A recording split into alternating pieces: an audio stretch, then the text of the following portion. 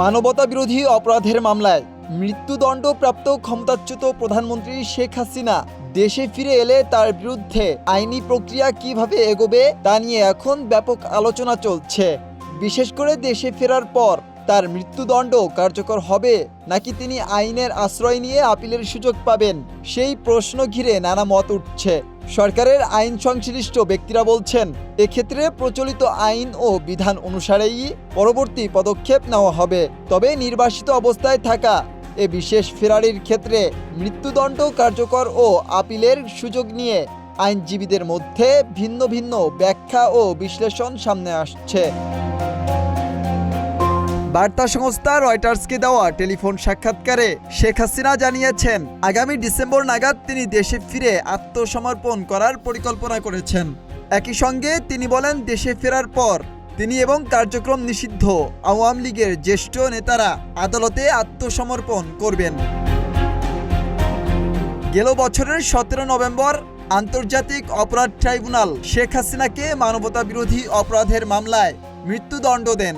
একই রায়ে সাবেক স্বরাষ্ট্রমন্ত্রী আসাদুজ্জামান খান কামালকেও মৃত্যুদণ্ড দেন আদালত। অন্যদিকে পুলিশের সাবেক মহাপরিদর্শক আব্দুল্লাহ আল মামুনকে 5 বছরের কারাদণ্ড দেওয়া হয়। গণমাধ্যম ও সরকারি সূত্রের তথ্য অনুযায়ী ক্ষমতাচ্যুত হওয়ার পর থেকেই শেখ হাসিনা ভারতে অবস্থান করছেন।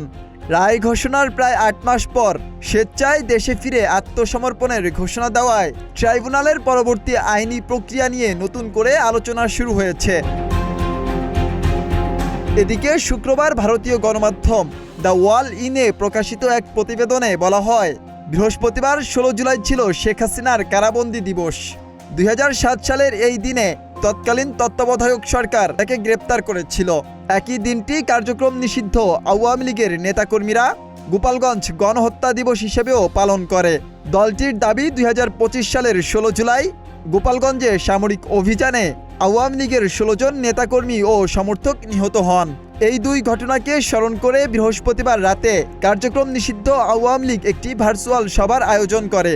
ওই সভায় মৃত্যুদণ্ডপ্রাপ্ত শেখ হাসিনা বলেন, আগামী ডিসেম্বরে তিনি এবং আওয়ামী লীগের প্রায় 12.5 লাখ নেতাকর্মী আদালতে আত্মসমর্পণ করবেন।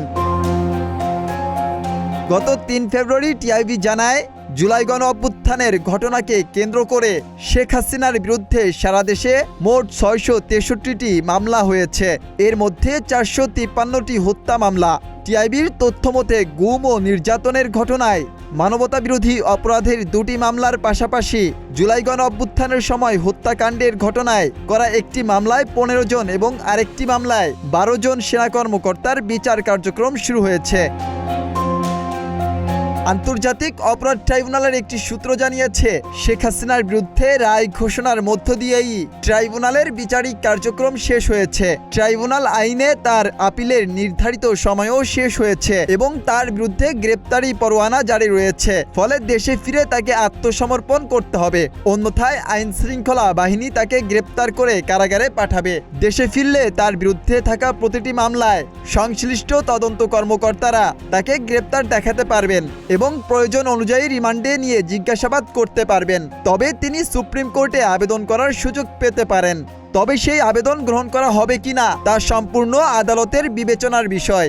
এছাড়া সংবিধানের 104 অনুচ্ছেদের অধীনে আপিল বিভাগ ন্যায় বিচার নিশ্চিত করার স্বার্থে চূড়ান্ত বিবেচনার একটি সুযোগ রাখতে পারে।